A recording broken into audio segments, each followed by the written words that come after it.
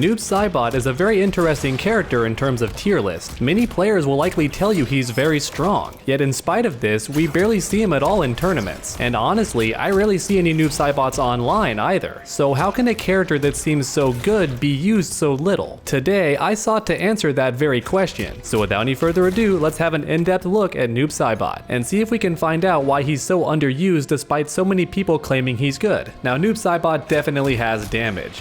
Nobody can argue that. Here's a very basic combo, and the opponents also restand it, so 32%, not tough at all. Pretty decent damage, and if you want a more optimal combo, then you would go this route.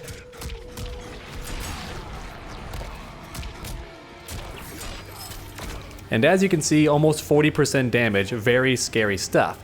Now, here's the issue, and it's why a lot of pro players and even casual players have dropped Noob Saibot. At this point in the game's life cycle, I'm never going to land that combo unless you do something unsafe, because the first hit of this string is a high attack. Now, I could force them to block it by landing a down one, and then if they crouch block, they'll still receive the first hit. Even though it is a high attack, they'll be forced to block this first hit, even though they're crouch ducking. Now, unfortunately, they could just neutral duck and uppercut me. So while it's great for punishing strings, it's not a great string to go for, even if you do land that initial down one, because the opponent could just be expecting that and uppercut you and get a crushing blow combo for a lot of damage. Now, thankfully, Noob Saibot does have 2-1-2, which the opponent has to respect if you land a down one.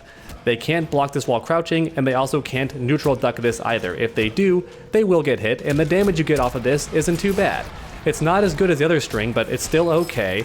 And once again, you're at plus frames, and the opponent can't do a wake up. They're left standing, and that's pretty strong, but sadly from that distance, you don't have tons of options. You could do a forward 4, which is a low mix-up, and it's -7, so a lot of characters can't punish this. The most a lot of characters can do is down 1. Certain characters like Sub-Zero and Garrus can down 1. And then of course you have Raiden, who has the discharge, which is a full punish, but does cost him 1 bar if he wants decent damage. And honestly, outside of forward 4, once you land this Spirit Ball, the most you can maybe do is dash forward and throw. Once again, the opponent could just mash uppercut if they're an online warrior. You land this, you dash forward, go for something, they just uppercut you. It definitely could work that way. That will beat your throw. It'll beat your dash up 1-1. It'll beat your dash up 2-1-2. It won't beat forward 4, which is nice, but it beats a lot of other options if the opponent just neutral ducks and then bam. Now, of course, if you want a hard read, I guess you could dash forward and do back 1. That does hit mid, and then the L1 follow-up, or the throw follow-up, does lead to a full combo, but just remember how dangerous this thing is on block. -17. A lot of characters can punish that even though you're pretty far away, especially Sub-Zero, who has and always will be a hard counter to Noob Saibot, mainly because of his slide. That will punish you every single time. So while this could be a hard read if the opponent keeps neutral ducking all the time, you catch him with this in the neutral, just remember it has a very big risk to it. It's a full combo punish for a lot of players. So next up we have Variation 2. This is the more popular option among pro players and even a lot of casual players online for a few reasons. For starters, the Shadow Slide can now be amplified, so that's already decent damage for a basic combo, so you hit the opponent, boom boom, and that's not bad. 25% for 1 bar, very short combo, not too bad, so it does decent damage. Not as much as Variation 1, but here's the thing. Amplified Shadow Slide is -8, and with all this pushback, nobody's going to punish that. And keep in mind, some strings have pushback already. So yeah, no character's punishing me at -8 from this far away. So it's a very good way to keep yourself safe, and then if you hit the opponent, it's still decent damage, so very low risk and a good reward. And to make things even better, the Amplified Shadow Slide counts as 2 clone hits. So you do this 5 times, and that crushing blow is locked and loaded, which normally you don't see, but land this 5 times, and then I have the Shadow Tackle crushing blow.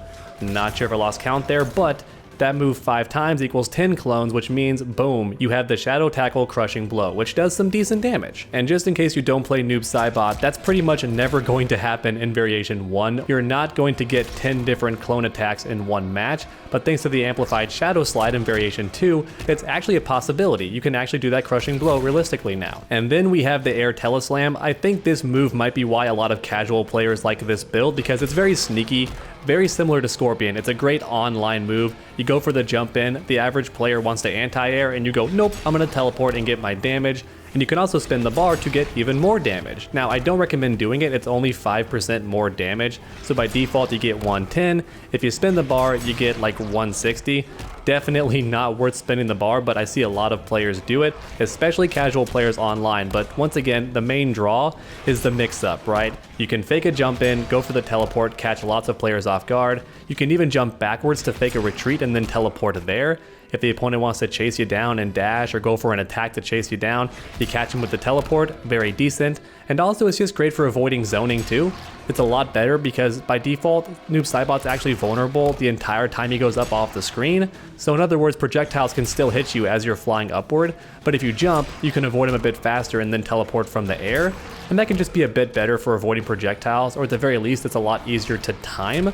So not only is it great for faking jump-ins and catching the opponent off guard, but it's also a little bit easier to avoid keep away as well. And then last but not least, we have the Ghost Ball. This attack is super duper gimmicky. It's unblockable, but the opponent actually can neutral duck under it. Now they can't crouch block though, which still catches a lot of players off guard, including myself if I don't mentally tell myself, okay, I'm fighting variation 2. I have to start neutral ducking, otherwise this unblockable is going to catch me. And then once I start doing that, he can catch me with mids and all that crazy stuff, so it has pretty good fear factor to it. Now the reason I call it a gimmick is because the windup is so darn long on it that a lot of players do see it coming. Even in situations like this, they can just punish you there. They can get a full combo if they're waiting to react to that, which is much easier offline. Now even so, this move does more than just hit the opponent with an unblockable and leave them standing. It also takes away 1 bar each from their defensive and offensive meter. So that's really strong, especially if the opponent's almost dead, because it takes away their last breath option. So that's very scary. They can't avoid the chip damage they normally could if one of their bars is gone.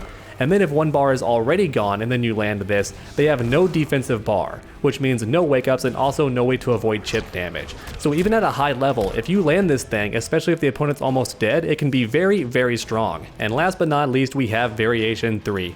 I still love this variation and I very much wanted it to be good, but sadly it just lacks all of the things that make variation 1 and variation 2 appealing. It doesn't have the option to keep a lot of your strings safe on block that variation 2 has. It doesn't have the unblockable gimmick or the air teleport option. Has an air dive kick, which is still kinda good for faking the jump in and catching players trying to anti-air you. And of course you can also jump away and do it. It's not a terrible move, though it is pretty darn unsafe on block, so you gotta be careful about how you space this thing. It's a very sneaky tool from the air, but outside of that, he doesn't have a lot of things that other builds have. And then of course his zoning is also terrible in this build too. He does have the overhead, which I like because normally Noob Saibot doesn't have any overhead mix-ups, but it's pretty reactable, especially offline, so that's why pro players don't care about it.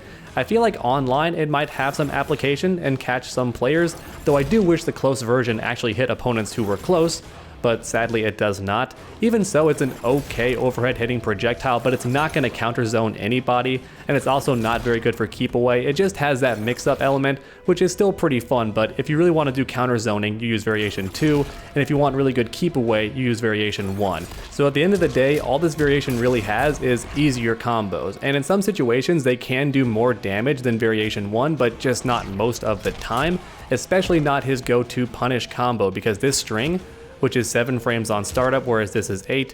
This 7-frame punish no longer has the crazy combo anymore. Instead, 2-1-2 is going to be what you do, because that does combo into Sickle Snack very easily, but it sadly just doesn't have the tools that pro players or casual players like in this build. It's just a straight up combo variation. So after reviewing all 3 of Noob Saibot's variations, I think it's become clear why a lot of pro players and even casual players don't seem to like using him very much, even though he does have potential. Reason number 1, he doesn't have any intimidating mids. He has to land that down 1 to make you block anything, and then as long as you block correctly, he's still at minus and now it's your turn, which normally wouldn't be a deal breaker, but he also doesn't have any mix-ups either, so the opponent's not even afraid of how to block. They just keep crouch blocking, and then if you're playing online, they mash uppercut all the time, and eventually they will catch you. And then finally, his damaging combos do rely on the opponent making a mistake. He can't really go on the offensive and pressure you and then get a really high damage combo. Instead, he just hopes you make a mistake and then goes for a full punish, which honestly can work every now and then online, especially against the usual Scorpion player who keeps using teleport. But against a more patient player player who's just always blocking and then uppercutting, Noob Saibot struggles a lot. Now thankfully Variation 2 does mitigate a lot of this. He has the slide to keep himself more safe and also forces you to block, and it also does decent damage as well, and he has the Ghost Ball for a pretty fun gimmick, but overall Noob Saibot's just not very appealing to a lot of pro players or even the casual player online despite some of his strengths. But please let me know your thoughts on Noob Saibot in the comment section down below. And while you're down there, please leave a like if you enjoyed the video, it really does help my channel out a ton. And finally, why not keep that combo going by subscribing and ringing that bell, that way you never miss a future video. Make sure to come back next time, and as always, stay underdogs.